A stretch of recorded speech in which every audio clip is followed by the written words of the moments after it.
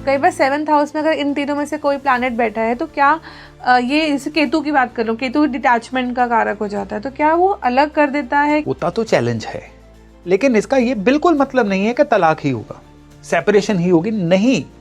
उसमें क्या होता है कि जीवन साथी अपने जॉनर में रहना चाहता है, उसका अपना स्पेस होता है। अगर जीवन साथी को उसका ड्यू स्पेस दे दिया जाए तो फिर शादियां बहुत लंबे समय तक चलती भी हैं। कौन सा लग्न ऐसा होता है जो आपको लगता है कि जिसके ना साइकिक एबिलिटीज बहुत होती हैं, जो चीजें समझ सकता है जो किसी और को समझ नहीं आ रही है? सबसे ज्यादा साइकिक एबिलिटीज जो हैं वो सबसे ज्यादा हम कह लीजिए कि होती हैं वृश्चिक लग्न वालों के पास। ओके। लेकिन ज्यादातर ये अपनी साइकिक एबिलिटीज को पहचानते नहीं हैं।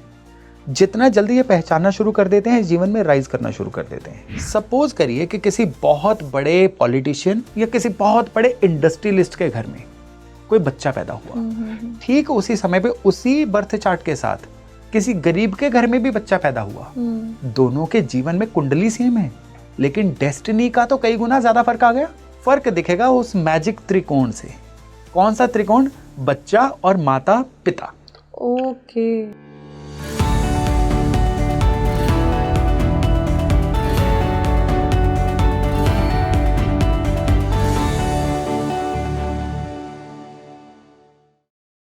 हेलो एवरीवन, मैं हूं आपके साथ तमन्ना और आज का जो पॉडकास्ट है वो आपकी कार्मिक रिलेशनशिप्स को दिखाता है। हम बहुत लोग कहते हैं कि हम बहुत जन्म लेकर आए हैं इस धरती पर, इंसान का जन्म हमें कई योनियों के बाद मिलता है। तो कभी कभी आपको भी ऐसा लगता होगा कि आपकी लाइफ में कुछ ऐसा घट रहा है जिसका कुछ समझ नहीं आ रहा है, और आपकी शादी इसी इंसान से क्यों हुई, आपके साथ यही बेस्ट फ्रेंड क्यों मिला, आप इसी जॉब में क्यों बार बार फंस रहे हैं, या पैटर्न लाइफ में रिपीट हो रहे हैं। सक्सेस है तो रिपीट हो रही है, और अगर सक्सेस नहीं मिल रही है तो बार बार सेम चीज़ें रिपीट हो रही हैं। तो आपको नहीं लगता कुछ तो ऐसा है जो आपको जानना चाहिए और अभी तक आप नहीं जानते हैं? तो इसी पर बात करने के लिए हमारे साथ मौजूद है योगेश जी। धन्यवाद जी, शुक्रिया। Thank you so much sir. ये बहुत इंटरेस्टिंग टॉपिक है और मुझे लगता है कि आपके साथ इस टॉपिक को डिस्कस करने में ज्यादा मजा आने वाला है, क्योंकि आप एस्ट्रोलॉजी के साथ कार्मिक रिलेशनशिप्स को दिखाएंगे हमें। जी बिल्कुल। देखिए, कार्मिक रिलेशन सबसे पहली बात कि एस्ट्रोलॉजी सिर्फ वो नहीं है कि जब हम पैदा हुए हमने आकाश का नक्शा खींचा, जन्म कुंडली बन गई। एस्ट्रोलॉजी जो है इसकी पूरी ट्रेसेस हैं कि जैसे हमारे सबकॉन्शियस माइंड में एक बिलीफ है कि पिछले कितने ही जन्मों के पैटर्न्स होते हैं, ठीक है, वो हमें याद नहीं होते, लेकिन वही पैटर्न हमारे से एक्शंस करवाते हैं। कई इंसान हैं जो पिछले जन्मों के मैंने अपने एक्सपीरियंस में देखा है, किसी इंसान का जब पास्ट लाइफ रिग्रेशन किया गया तो उनको पता चला कि जो इस जन्म के माता पिता हैं जिनसे उनकी नहीं बनती है, पिछले जन्म में उन्होंने किसी दंपति को धोखा दिया था। वही दंपति जो है, मियाँ बीवी जो है, इस जन्म में माता पिता बन के आए हैं। ओके। कई बार हम देखते हैं इस जन्म में हमारी भाइयों बहनों से बिल्कुल नहीं बनती, और अगर उनका पास्ट लाइफ रिग्रेशन किया जाए तो पता चल जाता है कि पिछले जन्मों के कुछ लोग हिसाब बराबर करने के लिए इस जन्म में बहन भाई बन के आए हैं। यही चीज जो है ये मियाँ बीवी के साथ होती है। कई बहुत लव बर्ड्स होते हैं और कई मियाँ बीवी लंबे मैरिड लाइफ में भी एक दूसरे के खून के प्यासे होते हैं। अभी तो हम कितने केसेस ऐसे देख भी रहे हैं। बिल्कुल, कई केसेस ऐसे देखते हैं कि देखिए आज की डेट में क्या है, केसेस शुरू से ही थे, हमें दिखने शुरू हो गए हैं। राइट। तो वो क्या होता है कि जब कोई आत्मा पिछले जन्म का आपसे हिसाब बराबर करने के लिए इस जन्म में आपके दुश्मन बन के आती है, तो हम ये कहते हैं हमने किसी का क्या बुरा किया था। बुरा तो किया था, वो यहाँ पे दर्ज है, रजिस्टर्ड है, लेकिन आपको याद नहीं आ रहा है। यहाँ पे एस्ट्रोलॉजर का रोल आता है, जो आपकी कुंडली देख के आपको बताता है कि ये इस जन्म की किसी करनी का नतीजा है या पिछले जन्म की कोई अनहोनी है जो इस जन्म में आपके साथ रिश्तों के रूप में घटित हो रही है। तो आप अभी की जैसे किसी की कुंडली देखकर आप ये जज बता सकते हैं कि हाँ। आपने पास्ट लाइफ में। देखिए, एस्ट्रोलॉजी में कोई एक बेसिक ट्रेनी भी होगा ना, जिसको विधिवत कुंडली देखनी आती है, वो कुंडली देख के बड़े आराम से जज कर लेता है कि जो इस जीवन में घटित हो रही हैं चीजें, वो पिछले जन्मों का उससे कितना कनेक्शन है और कितना इस जन्म के कर्मों से कनेक्शन है। ओके। तो हमारे लाइफ में जो भी हमें सक्सेस मिल रही है, कुछ लोग बिना कुछ करे, बिना अचानक से कह देंगे प्लेट में परोस के दे दी जाती है सक्सेस, तो ये भी कहीं उनके पास्ट लाइफ रोल रहता है। बिल्कुल। देखिए, आज की डेट में अगर हम कहें कि किसी बहुत बड़े इंडस्ट्रियलिस्ट के घर में कोई बच्चा पैदा हुआ है, या जिसको हम कहावत कहते हैं born with a silver spoon in the mouth, तो वो क्या है, पिछले जन्मों के कुछ अच्छे संचित कर्म लेके वो बच्चा पैदा हुआ है। अब यहाँ पे सबसे बड़ी ट्रिक आती है। सपोज करिए कि किसी बहुत बड़े पॉलिटिशियन या किसी बहुत बड़े इंडस्ट्रियलिस्ट के घर में कोई बच्चा पैदा हुआ, ठीक उसी समय पे उसी बर्थ चार्ट के साथ किसी गरीब के घर में भी बच्चा पैदा हुआ, दोनों के जीवन में कुंडली सेम है, लेकिन डेस्टिनी का तो कई गुना ज्यादा फर्क आ गया। अब यहां पे क्या है, कुंडलियां सेम हैं, तो फर्क कहां से दिखेगा? फर्क दिखेगा उस मैजिक त्रिकोण से। कौन सा त्रिकोण? बच्चा और माता पिता। तीनों की कुंडलियां जब कॉमन बिंदु पे क्रॉस करेंगी, वो होता है पेंडिंग कर्मा का पॉइंट। सर आपने बहुत अच्छा पॉइंट उठाया कि हम कई बार ये सवाल बहुत जनरल सवाल है कि हाँ। एक ही समय पे एक ही टाइम पे जन्मे बच्चों की किस्मत अलग क्यों होती है? हाँ। तो उनके माता पिता का भी रोल बिल्कुल रहता है बिल्कुल। एक आत्मा विशेष जो है, देखिए यहाँ पे क्या है कि हम लोग जो हैं, ये हमें जो दिखता है हम उसी को सच मान बैठते हैं। हमारी नजर से बियॉन्ड भी दुनिया है। और जो कर्मा की थ्योरी है, जो पेंडिंग कर्मा की थ्योरी है, वो ये मानती है कि किसी भी एक समय पे जिस धरातल पे हम लोग बैठे हुए हैं, उसी तरह से एक पैरेलल यूनिवर्स में कई एनर्जीज भी हैं जिनको हम आत्माएं कहते हैं, जो इस दुनिया में जन्म लेने के लिए वेटिंग में हैं। वो आत्माएं जो हैं, वो अपने प्रारब्ध के साथ, अपनी डेस्टिनी के साथ मिलते जुलते माता पिता को ढूंढ रही हैं। जहां पे उनको वो माता पिता मिल गए जो उनकी डेस्टिनी के साथ मैच कर रहे हैं, तुरंत वो उस घर में जन्म ले लेंगे। कई आत्माओं को कई साल वेट करनी पड़ती है। और ये चीजें जो हैं, ये कई केस स्टडीज करने के बाद सामने आई हैं। और केस स्टडीज भी, कई कॉन्फ्रेंसेस, कई विद्वान लोगों से उठना बैठना हुआ, कई चीजें पता चली। पैटर्न है, देखिए पैटर्न क्या है कि एक दौर आया जब लॉर्ड महावीर पैदा हुए, गौतम बुद्धा पैदा हुए, जीसस क्राइस्ट पैदा हुए, वो कुछ 100 सालों में ही हुआ। फिर एक दौर आया जिसमें बहुत अत्याचारी शासक भी पैदा हुए, हिटलर, मुसोलिनी, ये सब आगे पीछे पैदा हुए। तो कहते हैं कि बहुत पुण्य आत्माओं को भी सैकड़ों हजारों साल वेट करनी पड़ती है। बहुत पापी आत्माओं को भी उतने पात्र माता पिता ढूंढने के लिए हजारों साल वेट करनी पड़ती है। तो उनका जन्म क्यों होता है फिर? अगर इतना मतलब वाई दोबारा वो इतने पापी थे, फिर दोबारा उनको क्यों भेजा? देखिए, किसी का पाप किसी का पुण्य, तो पाप और पुण्य रिलेटिव है। वो हम उसके बारे में जजमेंट पास नहीं कर सकते। तो जो बहुत कह लीजिए हमारी तरफ से पापी आत्माएं हैं, बहुत ज्यादा क्रूअल, वो भी एक ही दौर में पैदा हुई। अब बीच में एक भक्ति लहर आई जिसमें गुरु नानक देव, भक्त नामदेव, भक्त कबीर, ये सब आगे पीछे पैदा हुए। देखिए वो भी एक फेज था, लेकिन एवरेज आत्मा इधर से आई, उधर से फिर से पैदा हो गई। वो भी चीज चलती रहती है। तो ये हम थोड़ा सा दिशा भटक गए, लेकिन ये चीज बतानी जरूरी थी। अभी वापस इसको अगर एस्ट्रोलॉजी पे लेके आया जाए, तो एस्ट्रोलॉजी में क्या है कि एक कॉन्सेप्ट होता है जन्म लग्न। बहुत सारे लोगों को नॉर्मली अपनी राशि के बारे में पता होता है। जन्म लग्न जो है कुंडली में क्या होता है, कुंडली का पहला भाव। तो जन्म लग्न जो है ऐसे ही नहीं मिल जाता। जन्म लग्न वो होता है कि पिछले जन्म में हमने जो चीज इनकम्प्लीट रखी थी, अब ये जन्म लग्न बताता है कि इस जन्म में आपको उस पर्पस को पाना है। मेष लग्न जिनको मिलता है, मैं फटाफट से आपको 12 राशियां बताता हूं। मेष लग्न जिनको मिलता है, पिछले जन्म में कोई ना कोई उन्होंने टास्क इनकम्प्लीट छोड़ा था। इस जन्म में उनको जिंदगी में कुछ हटके, कुछ नया शुरू करना है। परिवार की लीक को तोड़ना है। कुछ ना कुछ नए तल पे जीवन को लेके जाना है। बिल्कुल ट्रेडिशनल नहीं चलना है। वो खुद ढूंढना पड़ेगा उनको कि उन्हें क्या करना है। पिछले जन्म में उनको बहुत सारी इनसिक्योरिटीज थी। इस जन्म में इनको सिक्योरिटी भी रखनी है अपने आसपास, और अपने आसपास कुटुंब को सिक्योरिटी देनी भी है। जब तक ये नहीं करेंगे, इनका पर्पस ऑफ लाइफ पूरा नहीं होगा। ये जब तक ये नहीं करेंगे, इनके जीवन में भटकाव आता रहेगा। तो क्या उन्हें अपॉर्चुनिटीज मिलती है ये सब करने की? अपॉर्चुनिटीज सभी को मिलती हैं। जो ले पाता है वो विजेता कहलाता है। कौन सा ऐसा लग्न या राशि है जिनको जीवन में मौके नहीं मिले? जो कहता है मुझे मौके नहीं मिले, वो गलत कह रहा है। उन्होंने मौकों को मना करना चूज किया। उन्होंने अपने मन में ये सवाल जवाब खुद ही बना लिए थे, मैं कैपेबल नहीं हूं, हमारी किस्मत में कहां, ये तो बड़े लोगों के काम हैं। ये कुछ बने बनाए 6-7 टेम्पलेट हैं जो नॉर्मली लोग यूज करते हैं। कई बार हमने देखा कि बहुत स्लम में पैदा हुआ बंदा जो है बहुत बड़ा स्पोर्ट्समैन बन गया, लैंप के नीचे पड़ा हुआ बच्चा आईएएस बन गया। हर चीज किस्मत पे नहीं छोड़ी जा सकती, पर्सनल चॉइसेस भी होती हैं। फ्री विल को एस्ट्रोलॉजी में मेजॉरिटी नंबर दिए गए हैं, भगवत गीता में भी फ्री विल को ही कहा गया है, लेकिन जो कर जाता है वो विजेता कहलाता है। तो मेष राशि जो है वो जब तक वो अपने आसपास वालों को सिक्योरिटी नहीं देते, जब तक अपने पुराने ढर्रे से हटके कुछ नया नहीं करते, इनके जीवन में फीलिंग ऑफ इनकम्प्लीशन बनी रहती है। ओके। वृष वाले जो हैं, वृष वालों के जीवन में क्या था कि पिछले जन्म इनका बड़े अभावग्रस्त बीता था।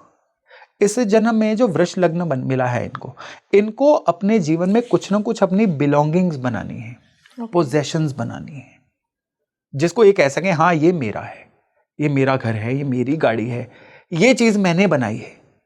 जब तक वो ये नहीं कर लेते, हमेशा इनके जीवन में फ्रस्ट्रेशन बनी रहती है। जितना इस चीज से ये दूर हटते चले जाते हैं, इनका जीवन कॉम्प्लिकेट होता चला जाता है। ये कॉन्ट्रडिक्टरी हो रही है कि आपको करना है, इनको करना है। ओके। अगर ये सब कुछ छोड़ छाड़ के साधु साधु ही तो बने थे पिछले जन्म में, अच्छा, अब इस जन्म में दुनियादारी में वापस आना है। ओके। हाँ। और मिथुन वालों की बात करें, मिथुन वालों के लिए देखिए जिनको मिथुन लग्न मिला है वो कुदरत का कोई पैटर्न है। ये बहुत आइसोलेशन में थे, अच्छा, ये बहुत ही ज्यादा अपने आप में मस्त थे। अब इस जन्म में इनको सबसे ज्यादा क्या करना है, अपने आप के संपर्क बहुत ज्यादा बहाल करने हैं। इस पिछले जन्म में ये ओवर सिक्योर्ड थे, ओवर कह लीजिए कंजर्वेटिव थे, कोई रिस्क ही नहीं लेते थे। इस जन्म में इनको कैलकुलेटेड रिस्क लेके आगे बढ़ना है। इस जन्म में खुद को एक्सप्रेस करना है इनको, नहीं करेंगे तो पीड़ा बढ़ती जाएगी। जो मिथुन लगन वाला कहता है ना, मेरे से नए लोगों से नहीं मिला जाता, मैं खुद को एक्सप्रेस ही नहीं कर पाती, मैं बता ही नहीं पाता मुझे क्या चाहिए, तो भुगतो।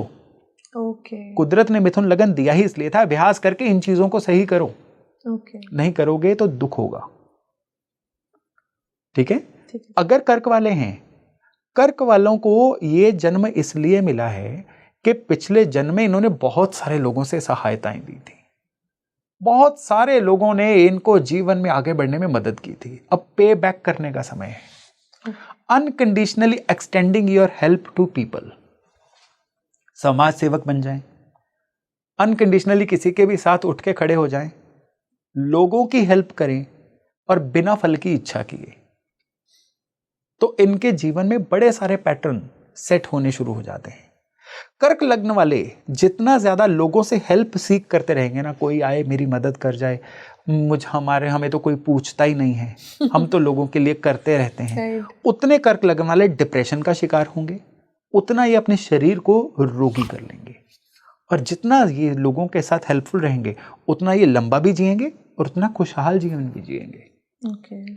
सिंह लगन वालों की बात करें तो इन लोगों को पिछला जन्म जो मिला था ना, ये किसी के बहुत ज्यादा सबऑर्डिनेशन में काम किया था इन्होंने। अब उस चीज का उल्टा चलने का समय है। अब इनको अपने अंदर सबऑर्डिनेट्स रखने हैं, इनको रूल करना है, इनको leading from the front, lead करना है। सिंह लगन वाले को पनिश करना है ना, उसको बोल दो किसी के अंडर काम कर ले, उनसे नहीं होगा। तो सिंह लगन वाला अपने नेचुरल ट्रेड से जितना दूर जाता जाएगा, उनके पेंडिंग कर्मा बढ़ते जाएंगे।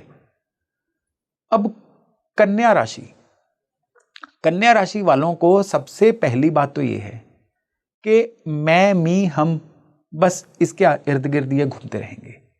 लेकिन कन्या राशि वाले जो हैं, इनको कन्या राशि इसलिए मिली है कि पिछले जन्म में इनके विरोधी बहुत थे, नहीं जीने दिया था इनको। लग्न कन्या, जो लग्न, कन्या लग्न, जी हाँ, कन्या विरोधी बहुत थे, विरोधी बहुत थे।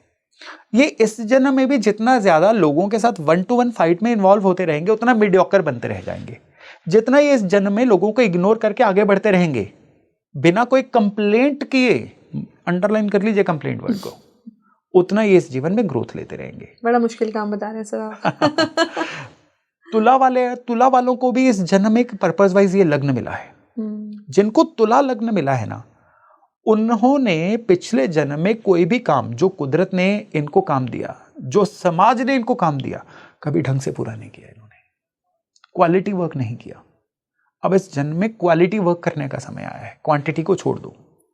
जितना ये इस जन्म में चारों कहते ना वर्क लाइफ बैलेंस, यानी कि अपने जीवन में जितना अपने पर्सनल लाइफ और काम के बीच में तालमेल बिठा के रखें, जितना अपने काम में क्वालिटी ला सकें, या कह लीजिए कि जो ये मोटिवेशनल भाषा होती है कि काम में प्रोडक्टिविटी लेके आए, वो इनके लिए सच है। अगर ये अपने काम में प्रोडक्टिविटी नहीं लाते, अपने जीवन में बैलेंस नहीं रखते, इनके जीवन में अलग अलग तरह से पेन आनी शुरू हो जाती है, कर्जा भी बढ़ना शुरू हो जाता है, बीमारियां आनी शुरू हो जाती हैं, और ये अपने जीवन में लगातार डाउनवर्ड जाने शुरू हो जाते हैं। वृश्चिक वालों की लाइफ में सबसे बड़ी बात क्या है कि ये सबसे रहस्यमय लग्न है। जिनका वृश्चिक लग्न है, पिछले जन्मों के कितने इनकम्प्लीट टास्क लेके आए होते हैं, वो सपनों के थ्रू इनको हॉन्ट करते हैं। इनको हमेशा चाहिए कि अपने सपनों की डायरी बनाएं। पैटर्न देखें अपना, क्या इनको अच्छा लगता है, कहाँ पे ये सैड फील करते हैं, अपने आप को डिकोड करें। जितना ये डिकोड करते चले जाते हैं, जीवन में आगे बढ़ते चले जाते हैं। धनु वालों की बात करें तो धनु वाले जो हैं, ये अपने आसपास के लोगों को, अपनी अगली जनरेशन को ज्ञान देने के लिए आए हुए हैं, और जितना ये अपने विजडम को, अपने सीखे हुए को लोगों के अंदर अनकंडीशनली बांटना शुरू कर देंगे, जीवन में ग्रोथ लेना शुरू कर देंगे। जितना धनु वाले सीक्रेटिव बन जाएंगे ना, या जितना अनहेल्पफुल हो जाएंगे, उतना अपने जीवन में पेन में आते चले जाएंगे। मकर वाले जो लोग हैं, इनको अपने जीवन में एक ही चीज का ध्यान रखना है कि पिछले जन्म में अकर्मण्यता, यानी कि काम को ना करना, ये ट्रेट लेके आए हुए थे। इस जन्म में वर्कोहलिक हो जाना है इनको, काम में खुद को झोंक देना है। जितने मकर वाले पेन में होंगे, आप नोट करिएगा, उनसे बात करके देख लीजिएगा, काम में मन नहीं लग रहा होगा, काम में ओवर सिलेक्टिव होंगे, ये मेरी तरह का काम नहीं है टाइप्स, वो पेन में आएंगे। कुंभ वालों की बात करें तो कुंभ वाले जो हैं, ये इंटेलेक्चुअल लोग हैं।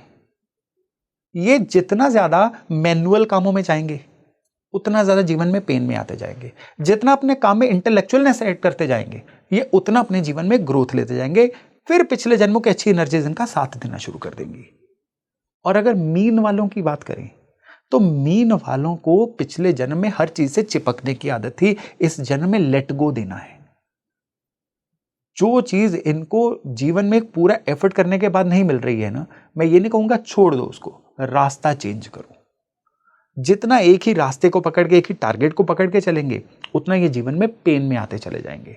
तो बेसिकली पिछले जन्म के हमारे जो संचित कर्म है, ठीक है, वो हमारा लग्न आधे से ज्यादा सच्चाई तो हमें बता देता है।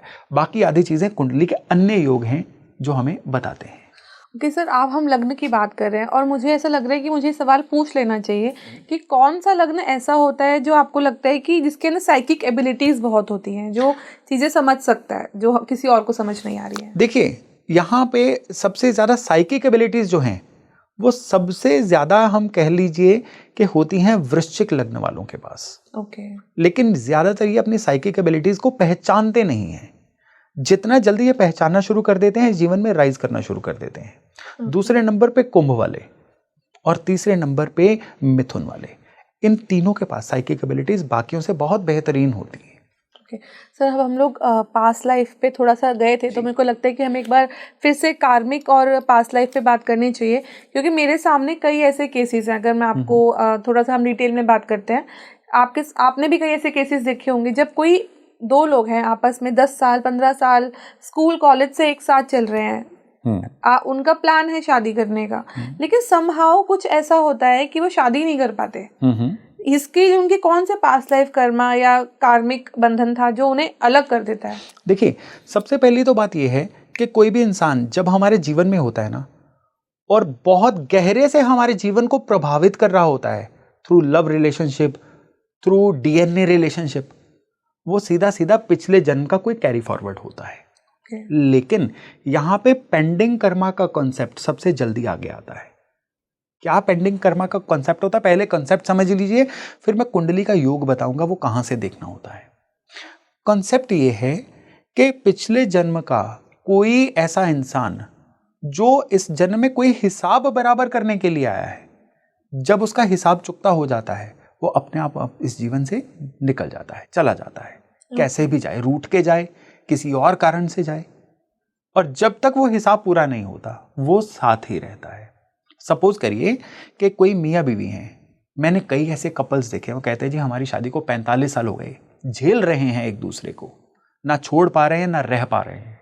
इसका मतलब है कि कोई ना कोई ऐसा नेगेटिव पेंडिंग कर्मा था जो अभी तक बैलेंस नहीं हुआ है, और आप उसको लेट गो करके बैलेंस होने भी नहीं दे रहे हो, लगातार चीजों को रेजिस्ट कर रहे हो।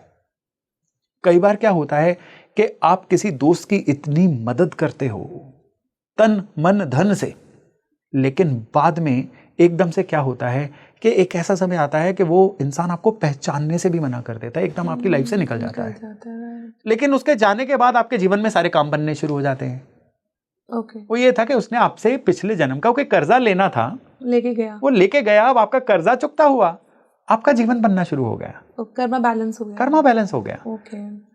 तो इसका सबसे पहले तो आपको क्या देखना है कि किसी के भी साथ कोई भी रिलेशन जब चला गया ना, आप जितना उसको वापस लाने की कोशिश करोगे उतना ज्यादा आप अपनी पेन को और बढ़ाने की कोशिश कर रहे हो। कुदरत बहुत बलवान है। कुदरत ने उतनी देर के लिए उनको रखा और उसके बाद जाने दिया। हम अपने जन्म के इतनी सी ब्रैकेट को देख रहे हैं, कुदरत के पास पूरा बॉड मास की इक्वेशन है, बड़ी ब्रैकेट छोटी ब्रैकेट, पता नहीं कहां से कुदरत देख रही है। सही बात कर रहे हैं आप। और ब्रॉडर पैटर्न जो है वो हमें ऐसे ही देखने से समझ नहीं आता है। बर्थ चार्ट में सबसे पहली बात क्या है, कर्ज की राशि कौन सी होती है? कन्या राशि। कहते हैं कि कुंडली में जहां पे भी कन्या राशि होती है ना, पिछले जन्मों का वो कर्जा लेके आप साथ में आए होते हो। सपोज करिए कि किसी की कन्या राशि 4th हाउस में है, तो वो अपनी मातृभूमि का कर्जा लेके इस जन्म में आया होता है, उसको अपनी मातृभूमि का कर्जा अदा करना होता है। किसी की कन्या राशि अगर कुंडली के 10वें भाव में यानी कारोबार के भाव में आ जाए तो उसको पुराना कर्जा जो है अपने काम में लगातार संघर्ष करके चुकाना पड़ता है। किसी की कन्या राशि लग्न में आ जाए तो उसको अपने शरीर को लगातार बीमारियों से मुक्त रख के पुराने जन्म का कर्जा चुकाना है। पिछले जन्म में उसने अपना ख्याल ही नहीं रखा था। जहां पे कन्या राशि है वहां पे पिछले जन्मों का कर्जा है। कन्या राशि बताती है कि आप क्या कर्जा लेकर आए। अगर 11वें भाव में कन्या राशि आ गई तो दोस्तों के प्रति कोई कर्जा था। कोई दोस्त ऐसे मिलेंगे जो आपने कहा मुझे डिच कर गए, लेकिन वो डिच नहीं करके गए, वो अपना कर्जा लेके गए वापस। 7th हाउस में कन्या राशि आएगी तो जीवन साथी, 5th हाउस में कन्या राशि आएगी प्रेमी प्रेमिका, 3rd हाउस में कन्या राशि आएगी तो भाई बहन, 9th हाउस में कन्या राशि आएगी तो पिता, 4th हाउस में कन्या राशि आएगी तो माता, 2nd हाउस में कन्या राशि आएगी तो कुटुंब। कहते जी मेरे तो परिवार वाले मेरे साथ नहीं रहे, मेरे तो परिवार ने, मुझे तो गैरों ने हाथ दे के रखा, परिवार वालों ने तो धोखा दे दिया। कई लोगों के साथ देखा है ना कि फैमिली ही उनको उनके अगेंस्ट रहती है, बाकी जो बाहर से अगेंस्ट नहीं रहती। ये कुदरत का पैटर्न होता है। हमें लगता है फैमिली अगेंस्ट रही। अच्छा, एक और बात बताइए कि जैसे हम भाई बहनों की बात करते हैं या फैमिली मेंबर्स की भी बात करते हैं, तो क्या मेरे चार्ट में देखिए ये प्लान, ये एस्ट्रोलॉजी ऐसी बन रही है, मतलब वह ऐसे बैठे हैं, तो क्या मुझे अपने जिनके साथ मुझे प्रॉब्लम है उनके चार्ट में भी सेम सिचुएशन होगी? नहीं, सेम सिचुएशन नहीं होगी, लेकिन जब उनके चार्ट को एनालाइज किया जाएगा उनके पर्सपेक्टिव से वो सिचुएशन दिख जाएगी। देखिए हाथ पे 6 लिखूंगा, आपको 9 दिखेगा, पर्सपेक्टिव दूसरा है, तो प्रॉब्लम तो दिखेगी। जैसे कुंडली में कहते हैं ना, राहु 3rd हाउस में हो तो किसी भी इंसान को अपने भाइयों बहनों से नहीं बनती, या उसके पैदा होने के बाद उसके भाइयों बहनों को दिक्कत आनी शुरू हो जाती है। या बुध जो हैं, ये कहा जाता है 10वें 11वें भाव में हो तो उस इंसान के जीवन में सिबलिंग्स को, स्पेशली बहनों को कोई ना कोई ट्रबल आती है। ये पेंडिंग कर्मा से ही तो है सारे, शुरू से ही बार कोड बन के आ गया कि ये ऐसा होगा। किसी के 2nd हाउस में केतु हो, जब तक वो अपने परिवार से सेपरेट होकर नहीं जाता उसके जीवन में वैसे नहीं आएंगे। हाँ, किसी तो जन्म कुंडली के प्लेनेट ये क्यों इशारा क्यों करते हैं? ये इशारा इसलिए करते हैं कि पिछले जन्मों के कुछ ऐसे पेंडिंग कर्मास हैं जो इस जन्म में हमने बैलेंस करने हैं, और जब तक हम बैलेंस नहीं करेंगे इस जन्म में हमें मुक्ति नहीं मिलेगी। संघर्ष बढ़ता चला जाएगा। कहते हैं मर्ज बढ़ता गया ज्यों-ज्यों दवा की। अगर दवा गलत जगह से लेते जाएंगे मर्ज तो बढ़ता ही जाएगा। फिर ना इंसान का इस जन्म में कोई कर्ज चुकेगा, ना उसकी इनकम बढ़ेगी, ना उसके फैमिली मैटर्स रिजॉल्व होंगे, ना सेहत ठीक होगी, बच्चों की तरफ से भी दिक्कतें आती चली जाएंगी। 20 तरह की ट्रबल्स हैं लाइफ में, वो बढ़ती चली जाएंगी। तभी ऐसा होता है ना, कई बार शादी होती है, अच्छी खासी फैमिली चलती है, कोई लड़की या लड़का शादी हुई, ऐसा आ गया कि जिसका फैमिली एकदम खत्म सी ही होने लग गई, फैमिली खत्म या होनी शुरू हो बच्चा गई। ऐसा कोई आ गया या तो आपको राजा बना दिया या एकदम से आपका प्रॉब्लम। एक बहुत ट्रेजिक इंस्टेंस होता है जब घर में कोई फिजिकली चैलेंज बच्चा पैदा हो जाए, ऑटिस्टिक बच्चा पैदा हो जाए, जो सारी उम्र के लिए माता पिता से सेवा मांगे, लेकिन वो पेंडिंग कर्मा होता है। उस बच्चे ने पिछले जन्म में आपकी बहुत सेवा की हुई होती है किसी ना किसी रूप में। अब वो सेवा का बैलेंस लेने के लिए आया हुआ है। तो उस बच्चे को, उस आत्मा को उसमें प्रॉब्लम नहीं हो रही होती है कि ऑटिस्टिक होना भी तो एक, आई थिंक जिस बच्चे पे भी देखिए वो फिर एक दूसरी थ्योरी आती है कि कर्म बैलेंस करना। कुछ ना कुछ तो ऐसे कर्म होंगे जिसकी वजह से कुदरत ने इस जन्म में ये वाली दिक्कत दी। मैंने फिर वही त्रिकोण वाली बात की कि एक ऑटिस्टिक बच्चा है, मैंने कई ऑटिस्टिक चार्ट देखे, वहां पे जो लॉजिकल माइंड एक और बात कहता है कि क्या इस समय पे पैदा हुए सभी बच्चे ऑटिस्टिक होंगे? जवाब है नहीं। वो त्रिकोण जब तक पूरा नहीं होता है, यही ऑटिस्टिक की रिसर्च में सामने आया कि जब तक वो त्रिकोण पूरा नहीं होता वो ऑटिज्म नहीं बताया जा सकता। सिर्फ बच्चे की कुंडली देख के नहीं बता सकते आप। नहीं, वो तो लॉजिकल बात कर रहा हूँ। उसी बिंदु पे 1500 लोग और पैदा हुए, कह दो या तो कि सभी 1500 बच्चे ऑटिस्टिक हैं, वो हो ही नहीं सकता, प्रैक्टिकल ही नहीं है। Right, of course. हाँ। तो सर हम जो जैसे माता पिता भाई बहन, तो हम लोग एक बार को ना, लोग आजकल किनारे भी कर देते हैं, लेकिन जब आपकी शादी हो जाती है ना, तो हमारी सोसाइटी ने कुछ ऐसी कंडीशंस, ऐसी सिचुएशन बना के रखी है कि उससे निकलना बड़ा मुश्किल हो जाता है।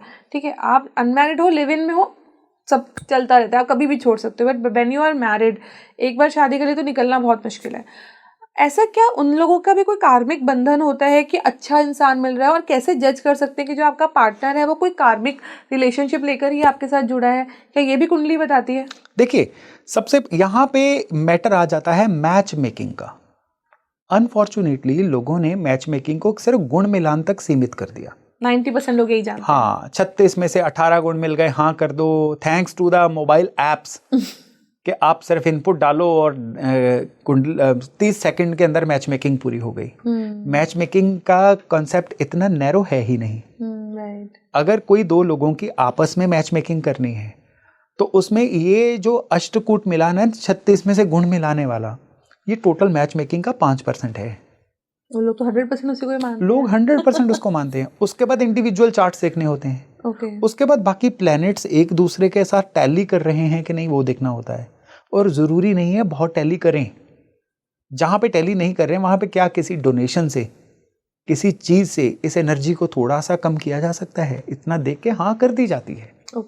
लेकिन देखा ज़रूर जाता है, यानी कि हमारे पास पैथोलॉजी की या स्कैन की रिपोर्ट होनी चाहिए, उसके बिना हम इस चीज़ में हाँ नहीं कह सकते। तो उसके अंदर हम सबसे पहले ये देखते हैं कि क्या इन दोनों के बीच में कोई कार्मिक कनेक्शन है। अगर कार्मिक कनेक्शन है तो उसको फिर इन डेप्थ पढ़ना पड़ता है। अगर कार्मिक कनेक्शन शनि केतु राहु का हो तो ये कार्मिक कनेक्शन कैसा होता है कि इनके आने के बाद यहाँ तो काम कारोबार एकदम से अनसेटल हो गया, इनके आने के बाद कर्जा बहुत बढ़ना शुरू हो गया, या इनके आने के बाद पीस ऑफ माइंड छिन्न भिन्न होकर रह गया। ये बहुत गहरे से देखा जाता है कार्मिक कनेक्शन। और फिर उसके बाद सबसे बड़ी बात देखी जाती है कि गुण तो मिलते हैं, प्लैनेट्स भी ठीक हैं, क्या दोनों की नेचर आपस में टैली करती है? बहुत जरूरी है। हाँ, कि एक की कुंडली बहुत ज्यादा आउटस्पोकन पर्सनैलिटी है, क्या सामने वाला जो है वो भी अगर आउटस्पोकन होगा तो टकराव होगा। एक अगर स्पीकर है, दूसरा लिसनर चाहिए। तो इस तरह से एलिमेंट्स भी चेक किए जाते हैं। कि अगर एक फायर एलिमेंट है इंसान, तो सामने वाला वाटर नहीं होना चाहिए। आग और पानी का कोई मेल नहीं होता। पर होना चाहिए ना, फायर है तो वाटर होना चाहिए बुझाने के लिए उससे। नहीं, आग बुझ गई तो जिंदगी खत्म। हाँ, आग को क्या है कि उसका मित्र एलिमेंट चाहिए। हाँ, अगर हवा है वो आग को कॉम्प्लीमेंट करती है। अब जरूरी नहीं अग्नि जलाती है, अग्नि खाना भी बनाती है, अग्नि भोजन भी पचाती है। अगर शरीर के अंदर अग्नि कम होगी तो डाइजेशन की दिक्कत होगी। शरीर के अंदर वाटर एलिमेंट कम होगा तो शरीर में इमोशंस की कमी होगी। अगर कोई ऐसा रूखा सूखा इंसान मिल जाए जिसके अंदर इमोशंस ही नहीं है, तो सामने वाला उसको कंपनसेट करने के लिए होना चाहिए।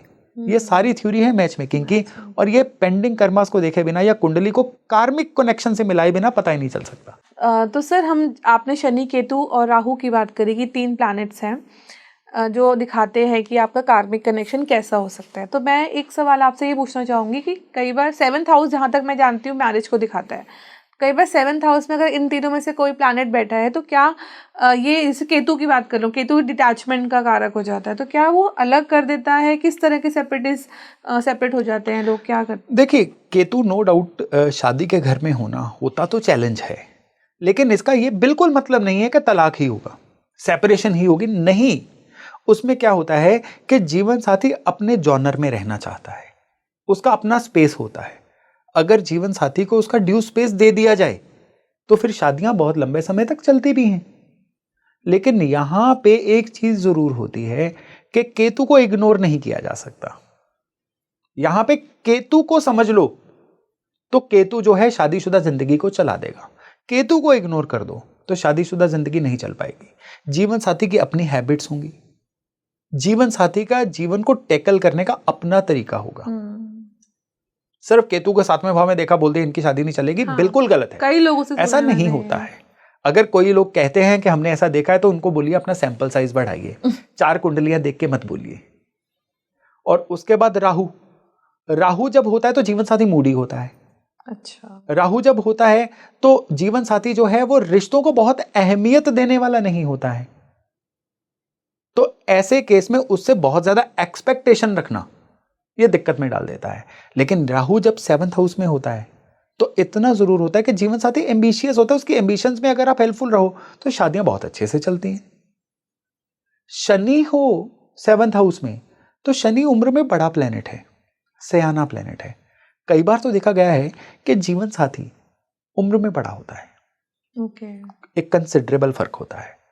अगर ऐसा ना भी हो तो जीवन साथी की नेचर कुछ बड़े बड़े वाली होती है, ओल्ड सोल, हाँ, parent type nature, over caring nature, over interfering nature, जैसा पेरेंट्स नॉर्मली हिंदुस्तान में करते हैं। तो उस चीज को समझ लिया जाए तो शादियां अच्छी चलती हैं। तो ये भी कार्मिक कोई बंधन दिखाता है आपका कि ये कुछ लेकर आए हो कुछ, तो आप बिल्कुल बिल्कुल बिल्कुल। अब कार्मिक बंधन की आपने बात की ना, तो कुंडली में एक कॉन्सेप्ट है त्रिकोण भाव, 1st house, 5th house and 9th house. 1st house क्या है? आप खुद। 5वां भाव क्या है कि आप पिछले जन्मों के कौन से संचित कर्म लेके आए हुए हैं। और फिर आता है 9वां भाव, ये होता है इस जन्म में आपने जो जो काम किए उससे आपको सराउंडिंग्स का कितना साथ मिला, जिसको हम बोलते हैं किस्मत। ओके, 9th हाउस इज किस्मत, 9th हाउस इज किस्मत। एंड 5वां भाव है पिछले जन्मों के संचित कर्म। जिनकी कुंडली में 5वां भाव बहुत अच्छा होता है उनको इस जन्म में बहुत अच्छे संचित कर्म मिलते हैं। कहते हैं ना, इसने तो कर्म ही बड़े अच्छे किए थे। तो वो जो सिल्वर स्पून इन माउथ है उनकी कुंडली में 5वां भाव बहुत स्ट्रांग होता है। तो किसी परिवार के हर बच्चे की कुंडली में क्या ऐसा हो सकता है कि पूरी फैमिली ही अच्छी कर्म लेके पैदा हुई है? ये तो पैटर्न है, बड़ा इंटरेस्टिंग पैटर्न है। हमने अपनी रिसर्च में इसको एस्टैब्लिश भी किया था और इसमें बहुत रोचक तौर पे देखा है कि नॉर्मली क्या है कि जो बहुत वेल ऑफ फैमिलीज होती हैं उनमें ज्यादातर मेंबर्स का एक पैटर्न बन जाता है कि जिसमें बच्चों का 5th हाउस बहुत स्ट्रांग मिलता है। उनके 5th, 1st, 9th लॉर्ड आपस में जुड़े हुए होते हैं किसी ना किसी तरीके से। लेकिन आपने ये भी देखा होगा कि कई बड़ी फैमिलीज में ऐसे लोग भी पैदा होते हैं जो फैमिली का नाम डुबो देते हैं, जो खुद आगे जाके पैसे को उजाड़ देते हैं, कुछ नहीं कर पाते। बहुत केसेस ऐसे, बहुत सारे केसेस ऐसे हैं। तो वो लोग हैं कि जिनकी कुंडली में ये वाले योग जो हैं वो आगे जाके कहीं ना कहीं भंग हो जाते हैं, खराब हो जाते हैं। पैदा तो अच्छे घर में हुए, लेकिन देखिए अब यहां पे ध्यान दीजिएगा एक बात का, किसी भी इंसान की एज का प्राइम फेज कौन सा होता है? उसकी करीबन 20 से लेके 55 साल की एज, ये 30-35 साल का ऐसा फेज होता है ज्यादातर जिसमें बन गए या निकल गए। तो किसी भी इंसान की जन्म कुंडली में अगर उसकी 20 से लेके 55 ईयर्स की एज के बीच में कोई बहुत ही खराब प्लेनेट का मेजर फेज आ जाए, महादशा, तो फिर हम बोलेंगे कि ये चाहे जितने मर्जी अच्छे कर्म लेके पैदा हुआ है उन कर्मों को आगे नहीं लेके जा पाएगा। ये कुदरत का पैटर्न है। ओके, मतलब ये भी मैटर करता है, बहुत मैटर करता है। साइड हो जाते हैं, कर्म साइड पे हो जाएंगे ना, प्लैनेट्स वर्क करना शुरू बिल्कुल कर देंगे। बिल्कुल, क्योंकि वो कुछ घटनाएं ट्रिगर करके बीज के रूप में कुदरत ने भेज दी कि ये बीज तब उगेगा तब पेड़ बनेगा। वो इतना प्राइम फेज में उगेगा बीज। हाँ जी, देखिए 20 से पहले राजयोग भोगा किसको याद? 55 के बाद भोगा तो उसका क्या फायदा? राइट। मेन टाइम तो यही होता है, मेन टाइम यही है। और यहाँ पे कई आज की डेट में क्या है, कस्टमाइज्ड बच्चे पैदा करने का रिवाज है। जैसे कि सिजेरियन बच्चा होना होता है तो पेरेंट्स उसकी डेट निकलवाते हैं। तो डेट में कई लोग क्या करते, ठीक है डेट निकलवाते हैं, एक रिवाज है, मैं इसको कंडेम नहीं करूंगा। कहते हैं होई वही जो राम रची रखा। कंसेप्शन की डेट आप नहीं निकाल पाए, कुंडली तो तभी बन गई थी। अच्छा, ऐसा होता है। अब आप एक गिवन रेंज में कह दीजिए अगले 15 दिन के बीच में मुहूर्त निकाल दीजिए, तो क्या ही निकाल पाओगे। वहां पे शनि वक्री ही रहेंगे, गुरु अतिचारी ही रहेंगे। ओके, टाइम तो उतना ही हाँ, होता है बच्चे मंगल का। सिंह या कन्या में ही रहेगा। पॉइंट। ठीक है, तो उसको ज्यादा से ज्यादा कितना हिला लोगे आप? कितना ही ला लो। कुदरत का ब्रॉडर पैटर्न तो डिफाइन नहीं कर पाए ना आप। जिस आत्मा ने आना था वो तो आ गया। हाँ, तो उसमें मैं जो आपके थ्रू एस्ट्रोलॉजर्स भी देख रहे हैं, मैं ये जरूर बोलूंगा कि जब भी आप बच्चे का टाइम ऑफ बर्थ सिजेरियन के हिसाब से निकाल रहे हो तो इस चीज का जरूर ध्यान रखिएगा कि 20 से लेके 55 के बीच में प्रेफरेबली अगर अच्छे प्लैनेट्स आ जाएं तो वो उस बच्चे के लिए अच्छा रहेगा। हम कोई भाग्य विधाता नहीं है, हम कर तो उसी रेंज में रहे जिसमें कुदरत ने लिख दिया है। ये भी उस बच्चे का कर्म है कि कुदरत ने मौका दे दिया उसकी कुंडली को डिजाइन करने का। नोबडी इज दैट वाइज कि वो किसी की कुंडली बना पाए, लेकिन जिसकी किस्मत अच्छी होगी उस समय पे एस्ट्रोलॉजर को भी सद्बुद्धि आ जाएगी कि वो उसके 20 से लेके 55 के बीच में अच्छे प्लैनेट्स को डिजाइन कर सके। Very nice. ये तो बहुत, आई थिंक हम लोग बात करते करते बहुत अच्छे पॉइंट पे पहुंचे हैं जहाँ पे ये इतना बहुत नया इनपुट आपने दिया है कि आप एक तो कुंडली डिजाइन नहीं कर सकते हो आप जी, और अगर कर रहे हो तो ये भी ध्यान रखो कि 20 से 55 साल जो क्रीम फेज ऑफ लाइफ, उसमें कोई ऐसी बुरे ग्रहों की दशा ना आए। बिल्कुल, और अगर आए तो वो थोड़े समय के लिए आए। के लिए ग्रह तो अपना चाल चलते ही रहेंगे, बट कोई लंबा फेज ना आए जिसमें प्रॉब्लमेटिक सिचुएशन में आए। सर, हम कार्मिक रिलेशनशिप्स पे बहुत अच्छी बातें आपने मुझे बताई हैं और यहाँ पर मुझे क्यों लग रहा है मुझे आपसे सवाल करना ज़रूर चाहिए, क्योंकि मुझे पर्सनल इंटरेस्ट है इस चीज़ पे। हम लोग मेडिटेशन करते हैं, सोल जर्नी की बातें करते हैं। कई लोग ऐसे मैंने देखे हैं, आपने भी शायद देखे होंगे, जो किसी न किसी रिट्रीट्स पे जाते हैं या किसी साधु महात्मा की संगत में रहते हैं, लाइफ लॉन्ग मेडिटेशन करते हैं, लेकिन उन्हें कभी कोई चमत्कार नहीं मिलता। ठीक है, आप कह चमत्कार का मेरा मतलब है कि उन्हें कभी अपना पास्ट लाइफ से कुछ साइंस नहीं मिलते, उन्हें कभी कोई डिवाइन कनेक्शन फील नहीं होता, उन्हें कभी एस्ट्रल ट्रेवल नहीं होता। आजकल आउट ऑफ बॉडी एक्सपीरियंस पे बात भी कर सकते हैं।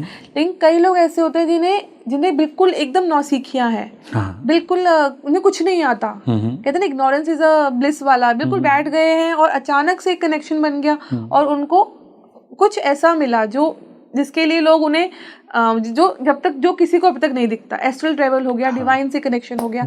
इसमें क्या कोई प्लैनेट वर्क करता है? जी बिल्कुल, इसमें सबसे मिस्टिकल प्लैनेट वर्क करते हैं और वो होते हैं केतु। ये केतु हैं जो आउट ऑफ बॉडी एक्सपीरियंस देते हैं।